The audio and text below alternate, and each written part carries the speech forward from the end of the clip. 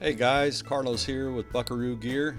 Today we have a short little video on how I use the Tandy brand Eco-Flo Gel Antique. And the way I sell this, or the way I identify this to a customer, is dyed. So usually I'll say this is more of a dye than it is an antique.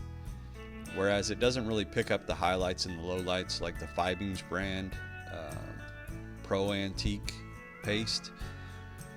Now the Tandy Eco-Flo is a water-based antique, and what you're going to want to do, you can see here what I'm doing, is you're going to want to put plastic on your bench, get yourself some gloves, and you're going to want to spread it on your parts pretty liberally, and then just get it in all the nooks and crannies of your tooling and your carving, stamping, just with your hands. This is the best way I've found to do it. Go ahead and make sure you get all your parts covered, do your edges, and it's going to be pretty messy. So again, make sure you cover up your surface, your bench. I usually use, as you can see, old garbage bags.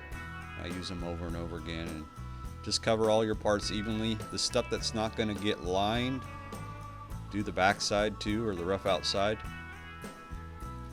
And so we'll proceed to the next step here.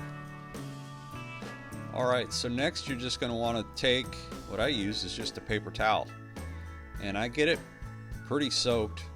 Use my bucket of water there, and I just go ahead and use that paper towel with quite a bit of water in it to wipe off the excess. And the longer you leave the Eco-Flo on the part, the more it's going to stain. And this is where you're going to want to use a fair amount of water on this paper towel to wipe off not only the excess gel, but also, you can see I'm getting another paper towel there, but also the stained areas on, particularly the areas that aren't stamped or tooled. You can really tell where it's stained a little more than the tooled and stamped areas. And when you get done wiping off the excess with your paper towel, these parts are going to be pretty wet, so you're going to want to transfer them to a different piece of plastic, or just clean up the plastic they're on so that they don't stick.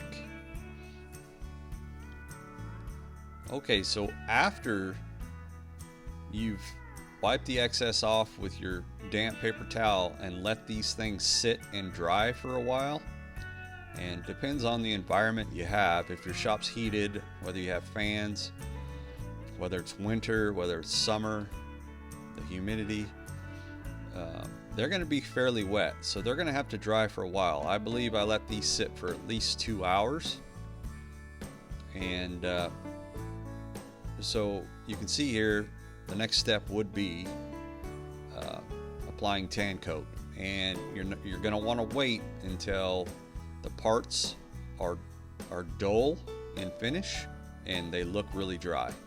So again, like I said, it just kind of all depends on the environment you're in, and how much time it takes to achieve that dullness and dryness in the parts. But I'm going to apply Tan Kote here pretty liberally, and then we'll let the Tan Kote dry. I usually let the Tan Kote dry for about 30 minutes, if not a little longer, again depending on whether your shop's heated or your workspace is heated. Okay, so now you can see the finished product. Here it is on the bench. You can see there's a little blotchiness, which doesn't really bother me, might bother some of you.